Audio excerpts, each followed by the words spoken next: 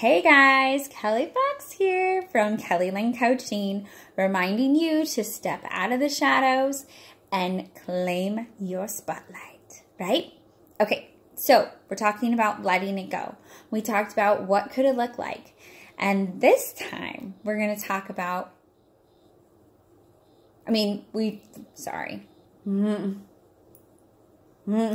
first time we talked about what does that mean?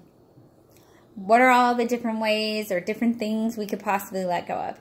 This time, we're talking about what does that look like? How do you do it? Right? So for me, what happened or ways that I've let go of things is I had to be willing to claim them. So when I'm talking about that, I'm talking about like things I've done in my past that maybe I have shame around or guilt around. I had to accept that I did them. And maybe I was motivated by this or that, but whatever it was, it happened and I did it, right? And so I have to claim that. I have to accept that. And once I'm able to claim that and accept that, I can say, okay, this is something I did. This is something I chose. It's not who I am, and it's not what I'm choosing going forward.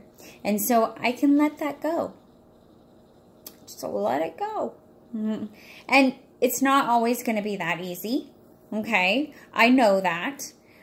For me, in this situation that I'm talking about, I was ready. I was ready to let that go. I had been holding it for 25 years, and I was ready to let it go.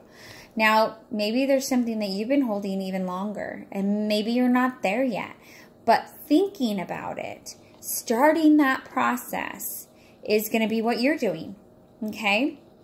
Letting go of expectations is definitely not an easy one, but you have to be aware of what those expectations are, all right? So who's frustrating you, right? Who is just getting on your nerves and you just hear yourself complaining about them all the time? That's the person that you have expectations of. For me, it's my family that I have expectations of all the time. My husband and my kids. Because they're the ones that I want the most for, right? Now, if a friend doesn't follow through with something, you know, or even my mom or a sibling, right? Or someone in an organization that I'm involved with. It really doesn't bother me as much because my everyday is not affected by those people, right? My everyday is affected by my husband and my kids and myself. Now, I have tons of expectations of myself. Even now, when I've been working on expectations for 14 years, right? Because it's not like it goes away, okay? There's new ones that pop up. There's ones that you thought you took care of and then they popped up again, right? We talked about that last time. With acceptance. You know, things don't just go away when we work on them one time. Sometimes they come back. And then we get to work on them again. But the biggest key to expectations is awareness. If you're not aware of what your expectation is, you can't shift your feelings around it. Right?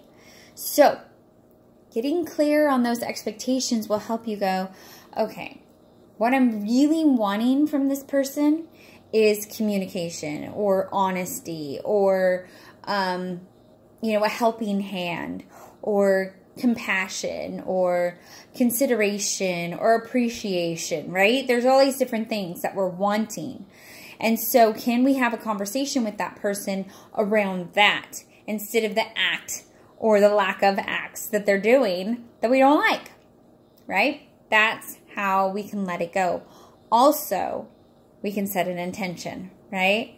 So, as with all of these things that I'm sharing with you, if I'm saying anything where you're like, oh, hold up, Kelly, what is an intention? Then write that in the comments and I will contact you and I will teach you all about intentions. All right? Or anything else that I say that maybe isn't something you're familiar with. But an intention is a powerful statement where you have the power to take action, and it's action focused. Okay, you're going to practice something every day to help you shift out of that expectation into intention. Okay, so there's lots of different ways of letting go. With me, I have 8 people living in my house. So you can imagine the amount of things that we have.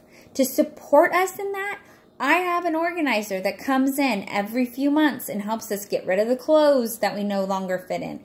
Helps us get rid of the toys and just the things that come in every day, right? And if it doesn't have a place and it's not something you really care about, let's get it out, right? That supports me because that's a lot of decision making, and that becomes really overwhelming for me. So knowing that, I have her come in and she makes decisions, and it makes it so much easier for me. Okay, so that's letting go of things, letting go of expectations, letting go of emotions that are trapped. I have this awesome tool that I think I've been talking to you about, because there's Tapping Tuesdays.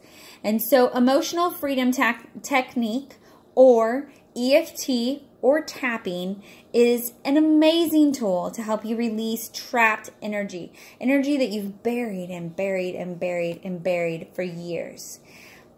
I could go on and on about emotions I've released and stories I've released and just so much stuff from my childhood that no longer weighs me down, is no longer part of my story because of EFT.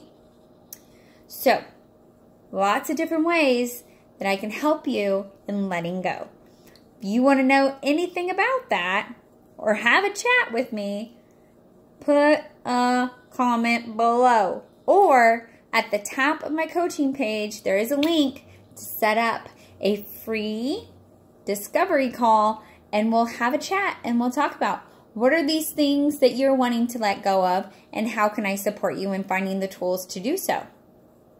All right, and until next time, which we're going to talk about benefits and costs, remember, you have full permission to shine.